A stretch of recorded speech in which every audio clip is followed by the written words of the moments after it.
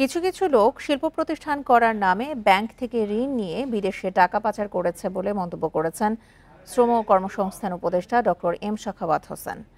Bundle থাকলে প্রতি সেনমানিতে টাকা বাঁচবে। বিকাশ সেনমানি বান্ডেল কিনে জিতুন প্রতি লেনদেনে।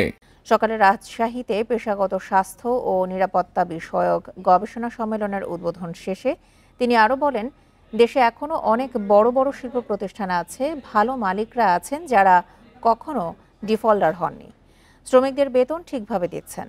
শিল্প কারখানা প্রতিষ্ঠার ক্ষেত্রে ঢাকা কেন্দ্রিক ভাবনা থেকে বেরিয়ে দেশের বিভিন্ন এলাকায় শিল্প কারখানা প্রতিষ্ঠার আহ্বান জানান শ্রম উপদেষ্টা।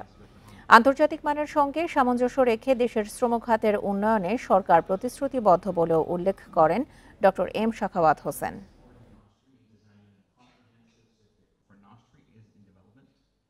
তো যদি কারখানা নাই চলতো তাহলে 7%, 8% আমাদের এক্সপোর্ট গ্রোথ হতো কীভাবে? এই কিছুদিনের মধ্যে আমাদের ভালো মালিকরা আছেন যারা কখনো ডিফল্ট হয়নি, যারা শ্রমিকদের লুক আফটার করছেন, বেতন ঠিক মতো দিচ্ছেন, বহুত বড় বড় গ্রুপ আছে।